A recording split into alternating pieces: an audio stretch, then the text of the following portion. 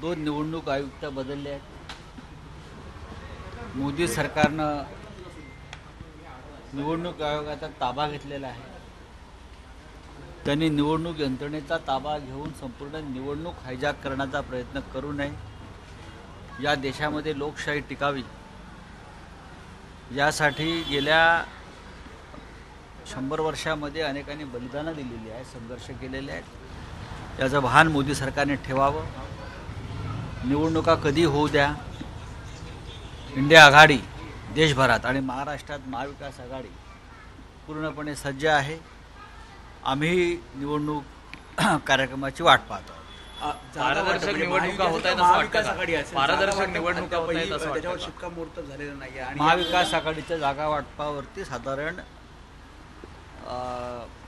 शिक्कामोर्तब झाला असं मी म्हणेन. अमृत नोनी आर्थो प्लस ये एक प्रूवन फॉर्मूला है. इसमें मौजूद नोनी फल के गुण और आयुर्वेदिक जड़ी बूटियां शरीर को जरूरी पोषक तत्व देने के साथ साथ हड्डियों और जोड़ों के घिसने, उनमें होने वाले सूजन और दर्द को रोकने में मदद करता है. दर्द मुक्त जीवन के लिए अमृत नोनी ऑर्थो प्लस. पण राहुल गांधींच्या सभेनंतर त्या संदर्भातली घोषणा. महाविकास आघाडीमध्ये कोणत्याही प्रकारचे खास असे मतभेद नाही. आता 3 पक्ष आहेत, एवढ्या मोठा महाराष्ट्र आहे. एखाद दुसऱ्या जागेवरून नेत्यांपेक्षा कार्यकर्त्यांमध्ये खेचाखेच असते.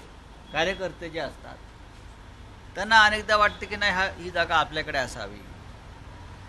दुसऱ्या पक्षाला त्या कार्यकर्त्याला वाटतं आपल्याकडे असावी. त्याच्यामधून हा थोडासा खेळ सुरू होतो. पण वरिष्ठ पातळीवरती सगळ्यांचं एकमत आहे की आपण एकत्र लढतोय. त्यात वंचित बहुजन आघाडीसुद्धा आम्ही सामावून घेत आहोत. महाविकास आघाडीकडून वंचित बहुजन आघाडीला 4 जागांचा प्रस्ताव दिलेला आहे.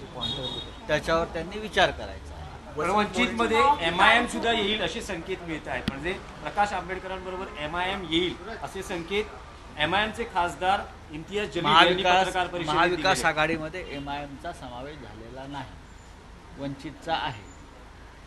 महाविकास आघाडीमध्ये CPI, CPM, शेतकरी कामगार पक्ष, बरं का, त्यानंतर कपिल पाटील यांचा पक्ष, असे पक्ष आहेत.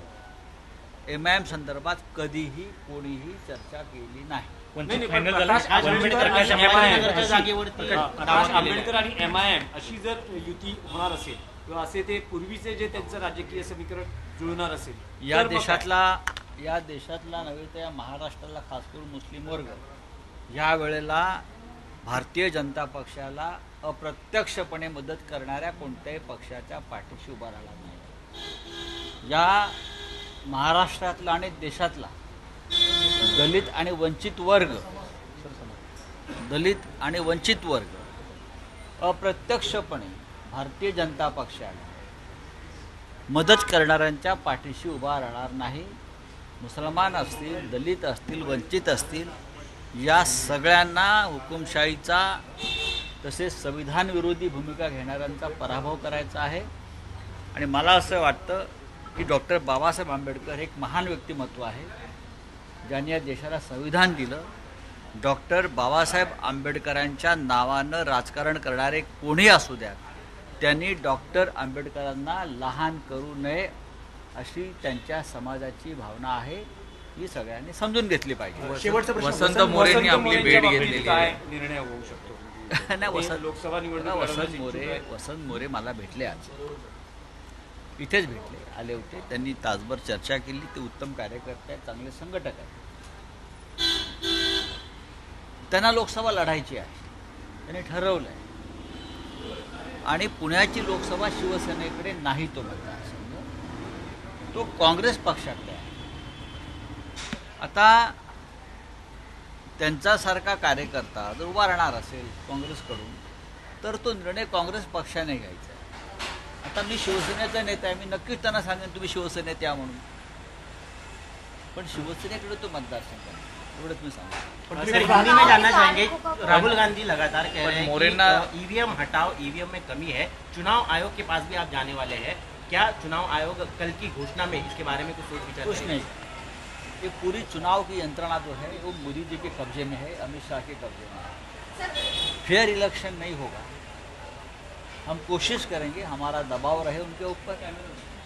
इस देश को, लोकतंत्र और संविधान को बचाने के लिए बहुत से लोगों ने कुर्बानी दी है और आने वाले दिनों में अगर ज़रूरत पड़े तो हमारे जैसे लोग और कुर्बानी देने के लिए तैयार हैं। सर, सीटों के बंटवारों का सस्पेंस अभी तक खत्म नहीं हो पा रहा है। एमबीए की आज बैठक है, कब घोषणा आज होगी? बैठक है, लगभग सीट शेयरिंग पूरी तरह से खत्म हो गई है। एक दो सीट पर चर्चा होती है, कार्यकर्ताओं का दबाव होता है।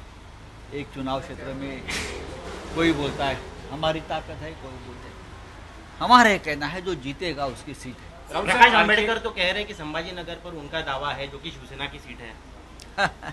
प्रकाश आंबेडकर जी महाविकास आघाड़ी के एक हमारे सदस्य हैं, सम्मानीय सदस्य हैं।